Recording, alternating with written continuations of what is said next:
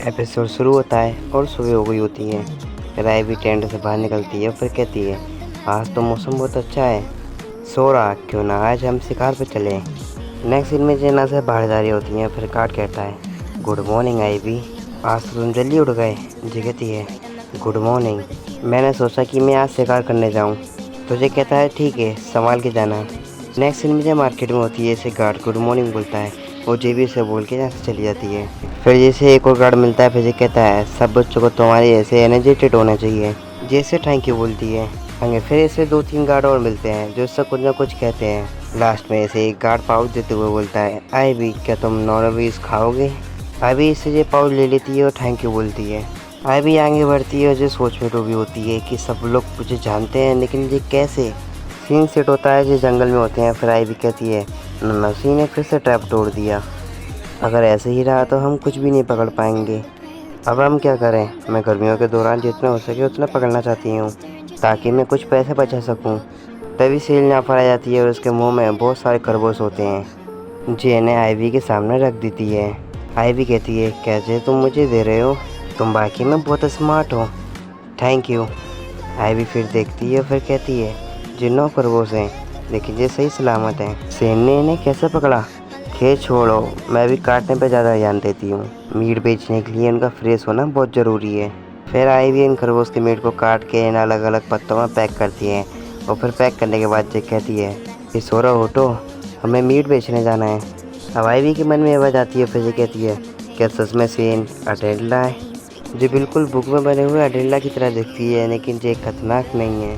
सेन फिर इससे गले लगने लगती है। फिर आईवी कहती है, थैंक यू मुझे इतना सारा मीट देने के लिए। सेन अब इधर से चली जाती है। फिर आईवी कहती है, चलो अब हम भी इधर से चलते हैं। अब आईवी मीट शॉप में होती है। मीट देख के जो औरत कहती है, ये तो बिल्कुल फ्रेश मीट है और तुमने इसको बहुत अच्छे तरीके से काटा है, क्या तुमने ट्रैप का यूज़ करा है। आईवी कहती है, हाँ। जो औरत कहती है, क्या सच में। ट्रैप में तो खरगोश भगने का बहुत स्ट्रगल करते हैं जिससे इनका फ्लेवर भी ख़राब हो जाता है, लेकिन इस मीट को तो देख के ऐसा बिल्कुल भी नहीं लग रहा है, तुमने ऐसा कैसे किया। आईवी कुछ जवाब नहीं दे पाती है। फिर ज़रूरत कहती है, ओह अच्छा, क्या ये ट्रेड सीक्रेट है। एक बच्चा होते हुए भी तुम्हारा दिमाग बहुत तेज़ है। फिर जैसे पैसे देते हुए कहती है, एक खरगोश के लिए 95 डैन है और 9 के लिए 855 डैन। फिर आईवी थैंक यू कहती है। फिर ये कहती है, अगर और मीट पकड़ो तो मेरे पास लेके आना। अब आईवी यहाँ से जाती है। फिर ये कहती है, मैं खुश हूँ कि मैंने मीट बेच दिया और ये सब सेल की वजह से हो पाया है। एक गार्ड इसके सामने आता है। फिर कहता है, आईवी क्या आज तुमने अच्छे खासे पैसे कमाए। और ऐसे ही इसको 2-3 गार्ड और मिलते हैं जो इससे इसके दिन के बारे में पूछते हैं। नेक्स्ट सीन में आईवी एक जगह पर छुप के बैठी होती है और फिर कहती है, ये सब मुझे कैसे जानते हैं। तभी यहाँ पर वेली वेरा आता है और कहता है, क्या हुआ आईवी, यहाँ पर ऐसे क्या कर रही हो। सीन सेट होता है और बेली बेरा कहता है, ओह तो क्या ऐसा हुआ, ये सब कैप्टन ओटो ने किया है। अगर कोई एडवेंचर जिसका नाम आईवी हो, अगर वो मुसीबत में हो तो उसकी मदद करना, ऐसा कैप्टन ओटो सभी गार्ड को कहने में लगे हैं। और ये भी कि वो बहुत ही यंग और हार्ड वर्किंग है, तो प्लीज़ उसका ख्याल रखना। आईवी ये सब सुन के शौक हो जाती है। अगर वो एक बार कुछ ठान लें तो उन्हें कोई नहीं रोक सकता। आई एम सॉरी अगर इन सब से तुम्हें डर लगा हो तो। फिर आईवी कहती है, ऐसा कुछ नहीं, सब कुछ ठीक है। बेली वेरा कहता है, अपना ख्याल रखना, मुझे कैप्टन ओटो से कुछ काम है तो मैं चलता हूँ। आईवी कहती है, ठीक है। अब आईवी आगे बढ़ती है, जब फ्रूट शॉप में जाती है और फिर कहती है, ये जहरो है। और फिर इसका प्राइस देख के कहती है, इतना महंगा। शॉप वाला कहता है, क्या तुम जहरो फल के बारे में बात कर रही हो, मुझे ये बहुत मुश्किल से मिले हैं। आईवी कहती है, क्या ये जहरो लेफ्टोवेंट विलेज चलाए गए हैं। जी कहता है, मैं ये एक एरिया है जो वहाँ पर फ्रूट उगते हैं, लेकिन इस साल इसकी अच्छे से फसल नहीं हुई है। और फिर ये कहता है, क्या तुम लेफ्टोवेंट बेचते हो। आईवी कहती है, हाँ। फिर ये कहता है, तुम्हारे पेरेंट्स कहाँ पर हैं। फिर आईवी कहती है, मैं अकेली ट्रैवल कर रही हूँ। और फिर ये आदमी कहता है, ये सब उस बेवकूफ़ विलेज हेड की गलती है ना। आईवी कहती है, हेड। फिर ये कहता है, क्या तुम बिना कुछ जाने गांव छोड़ के आई हो या फिर तुम्हें गांव से बाहर निकाल दिया गया है। ये कहती है, नहीं मैं भाग के आया हूँ। वैसे लेफ्टोवेंट विलेज में क्या हो रहा है। ये आदमी कहता है, माँ एक फॉर्चून टेलर मिस्टर लूवस थी, है ना। फिर ये कहता है, लेफ्टोवेंट विलेज के जैरो फ्रूट को मिस्टर रोमा प्रोटेक्ट करती थी। जैरो फ्रूट का हर बीज बहुत ही ट्रकी रहता है और थोड़ा सा भी ट्रैम आगे पीछे हो जाता है तो ये फ्रूट बेचने लायक नहीं रहता, इसलिए मिस्टर रूबा हर बेस्ट फ्रूट की भविष्यवाणी करती थी। जैरो फ्रूट लेफ्टोवेंट विलेज की इनकम सोर्स थी। इसलिए सारे गांव वाले मिस्टर लुम्बा की रिस्पेक्ट करते थे। लेकिन ये बात वो ब्लीच हेड सेम नहीं कर पाया। तब मिस्टर लुम्बा बीमार पड़ी थी तो उस ब्लीच हेड ने उन्हें कोई दवाई नहीं दी, जिससे उनकी डेथ हो गई। आइवी कहती है ऐसा नहीं हो सकता। फिर आदमी कहता है मैंने ये भी सुना है कि वो इन सब का ब्लेम एक बच्ची पे डालने की कोशिश कर रहा है। फॉर्चून ट्रेलर को खोने के बाद अब लेफ्टोनल विलेज में चारों फुट की फार्मिंग अच्छी नहीं हो रही है, जिससे गांव वालों को फर्नीचर दिक्कत हो रही है। और ब्लीच हेड ने गांव वालों को खाना भी कम कर दिया है। कुछ गांव वालों ने तो इसका विरोध भी किया और अपने फैमिली के साथ गांव छोड़ के चले गए। और जो बाकी हेड के खिलाफ गए उन्हें गांव से बाहर फेंक दिया। उस गांव में सब बेकार हो रखा है। फिर आईवी से पूछता है कि तुम भी उस गांव से भाग के आए हो ना, लेकिन क्यों? फिर आईवी कहती है कि मेरे पेरेंट्स ब्लीच हेड के साथ मिल गए और कुछ दिक्कतें आई, इस मारे में उधर से भाग आई। फिर आदमी कहता है तुम्हें बहुत मुश्किल हुई होगी ना। फिर ये कहती है थैंक यू ये सब मुझे बताने के लिए। फिर ये इसे एक जार फूट देता है। फिर कहता है तुम बहुत कुछ सह रही हो लेकिन तुम हार मत मानना। आईवी थैंक यू कहती है और फिर सीन शिफ्ट होता है। फिर आईवी कहती है मुझे नहीं पता था कि लेटोनल विलेज में इतना कुछ हो चुका है। पता नहीं मेरे घर वालों के साथ क्या क्या हुआ होगा। मेरे गाँव और मेरे घर वाले ने मुझे कुछ से अलग कर दिया। मैं अब अनजान जगह पे हूँ जहाँ पर मैं किसी को भी नहीं जानती, लेकिन मुझे यहाँ पर मज़ा आ रहा है। और फिर ये सोरा से कहती है कि मेरे पास तुम हो, मेरे पास सेल है और मेरे पास बाकी सब भी है और मिस्टर ओटो और बेलीवेरा भी। मेरे लिए यहाँ पर बहुत सारे लोग मौजूद हैं जो कि मेरे साथ काइंड है। और फिर इसके मन में आवाज़ आती है। फिर ये कहती है और हाँ मेरे साथ मेरी पास लाइफ भी है। और जो फ्रूट उठा के खाती है फिर ये कहती है अब मेरे पास मेरा घर भी है। शायद जी असली खुशी होती है। सीन से रोता है। अब आईवी फिर से बारदारी होती है। फिर इसको गार्ड मॉर्निंग कहता है। जी भी उसको खुशी खुशी मॉर्निंग कहती है और बाकी की गार्ड भी उसे मॉर्निंग कहते हैं। जी भी उन्हें अच्छे से बात करती है और काफ़ी खुश रहती है। और आईवी अब नेक्स्ट सीन में ट्रैप बनाती है और फिर कहती है अब मैंने ऐसी जगह पर ट्रैप बनाया है जहाँ पर ननोसी पैर भी नहीं लग सकते हैं। फिर ये सोरा के लिए खाना ढूंढने के लिए डंपिंग ग्राउंड में आगे बढ़ते हैं। तभी आईवी को एहसास होता है यहाँ पर कोई इंसान है। तभी आईवी सोरा को बैग में छुपा लेती है। इसके सामने वही दो लोग हो जाते हैं और फिर आदमी कहता है मुझे तो वही बच्चा है। फिर आईवी से कहता है उस दिन तुमने अच्छा नहीं किया। फिर आईवी कहती है मैंने कुछ नहीं किया। फिर ये कहता है तुम्हारी वजह से मेरा फ्रेंड अरेस्ट हो गया है। फिर आईवी के बैग की तरफ देखते हुए कहता है तुम्हारे पास एक रियल स्लाइम है ना, अगर ये तुम मुझे दे दोगी तो मैं तुम्हें आराम से जाने दूंगा। आईवी कहती है नहीं सोरा मेरा फ्रेंड है। और फिर ये यहाँ से भागने लगती है और इसके पीछे भी वो दोनों लोग भाग रहे होते हैं। भागते भागते ये आदमी आईवी के बनाए ट्रैप में फंस जाता है। फिर ये लड़की आगे बढ़ती है और आईवी के सामने आ जाती है और ये आदमी भी यहाँ पर आ जाता है और आईवी को पकड़ लेता है और फिर कहता है बताओ कौन से बैग में वो स्लाइम है। आईवी खुद को छुड़ाने की कोशिश करती है लेकिन ये लड़की हाथ पकड़ते हुए कहती है हमें और परेशान मत करो। तभी यहाँ पर सेल आ जाती है और जो दोनों डर के पीछे हट जाते हैं। तभी सेल के पास आ जाती है और जोर से कुर्राती है और जो लड़की यहीं पर बेहोश हो जाती है और जो आदमी यहाँ से भागने लगता है। सेल इसके पीछे जाती है और उसके आगे जाके गुर्राती है, जिससे ये आदमी भी बेहोश हो जाता है।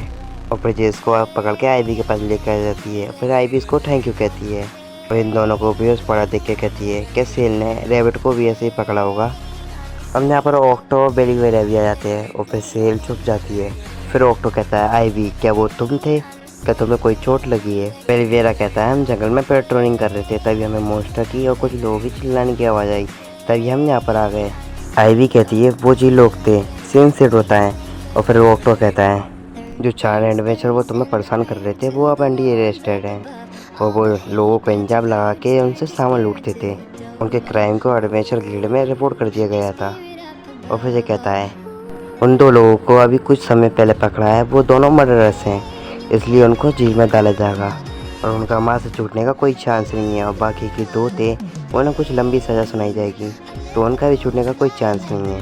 तो आईवी तुम्हें अब चिंता करने की कोई ज़रूरत नहीं है, तुम अब उनसे दोबारा नहीं मिलोगी। हमने तुम्हें इसलिए यहाँ पर बुलाया है क्योंकि तुमने उन 2 लोगों को पकड़ने में हमारी मदद करी थी, इसलिए तुम्हें रिवॉर्ड मिलेगा। एवरेज पर्सन के लिए रिवॉर्ड 500 टाइल्स है। मर्डर को पकड़ाने के लिए 2 गेटाइल, इन दोनों को पकड़ने के लिए गिल्ड 1 गेटाइल 1 पर्सन के लिए देगा। टोटल 2 गेटाइल और 3 गेटाइल रिवॉर्ड मिलेगा तुम्हें। आईवी फिर से कैलकुलेशन करने लगती है और फिर से कहती है इतने पैसे 2300 चूहे के बराबर है और जो रिवॉर्ड रिटर्न विलेज से मिला था वो 2800 चूहे के बराबर था। तो टोटल मेरे पे अभी 5000 चूहे के प्राइस के पैसे हैं। ऑक्टो उसको पैसे देते हुए बोलता है कि आईवी क्या तुम्हारा अकाउंट है? आईवी कहती है अकाउंट। फिर ये कहता है इतना सारा पैसा तुमको नर्वस कर सकता है तो तुम आराम से ट्रेड गिल्ड में अपना अकाउंट बना सकती हो। सीन सीट होता है। फिर ये लड़की कहती है स्पिन की वजह से अपना खून इस बॉल के अंदर डालो। आईवी ऐसे ही करती है। इसके सामने फिर एक स्क्रीन आती है। फिर ऑटो उसको पढ़ता है। इसमें लिखा होता है नेम आईवी 8 ईयर्स और 11 मंथ। फिर ये आईवी से कहता है तुम बहुत जल्द 9 साल की होने वाली हो, मुझे तो लगता कि तुम 6 या 5 साल की होगी। तो आईवी अपने सारे पैसे इस प्लेट में रखती है और इस आदमी को देती है। ये आदमी इसको पैसे के बदले में काट देता है। तभी ये दोनों यहाँ से बाहर जाते हैं। यहाँ पर बेरी वेरा आता है और कहता है तो आप यहाँ पर हो, मैं आपको ढूंढ रहा था कैप्टन, कहीं जाने से पहले मुझे बता दिया करें। ऑटो घबराते हुए कहता है क्या मैंने तुम्हें बताया नहीं था? जो गुस्से में कहता है आपने नहीं बताया था। अब जो दोनों आईवी को खाने के लिए ले जाते हैं। यहाँ पर दोनों नन्ही ऑर्डर करते हैं। आईवी कहती है ये बहुत ही टेस्टी है। जो औरत कहती है मेरे पास 4 स्टार कुकिंग स्किल है। बेली बेरा कहता है यहाँ पर बहुत ही कम लोग हैं जिनके पास 4 स्टार स्किल है। जिन लोगों को हमने आज पकड़ा उनके पास 3 स्टार पेंटिंग स्किल है, तभी उनको पकड़ने में इतनी मुश्किल हुई। तभी बेली बेरा आईवी से कहता है कि तुम्हारे पास कितने स्टार स्किल है। फिर बेली बेरा कहता है अगर तुम्हारी स्किल अच्छी हुई तो तुम फ्यूचर में ज्वाइन कर सकती हो हमें। फिर आईवी कहती है मैं एक टेमर हूँ। फिर ऑटो कहता है तुम्हारे पास कितने स्टार है फिर आईवी उदास हो जाती है, कोई जवाब नहीं देती। फिर ऑटो के देख के कहता है कोई बात नहीं, बहुत सारे लोग होते हैं जिनके पास बहुत सारे स्टार होते हैं, लेकिन फिर भी वो कुछ काम के नहीं रहते हैं। जिनके पास कोई स्टार नहीं रहते हैं वो बहुत काम के रहते हैं।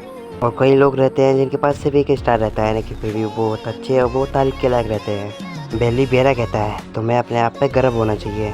अब आईवी अगले दिन जारी होती है। फिर ये कहती है कि मैंने पोर्शन टेलर को प्रॉमिस किया था तो मुझे रोल कैपिटल के बगल वाले टाउन में जाना होगा। अब जो दोनों इसको बाय कहते हैं। फिर ये कहते हैं जो दोनों इसका इंतजार करेंगे। आईवी कहती है मैं ज़रूर वापस आऊँगी और फिर ये यहाँ से चली जाती है।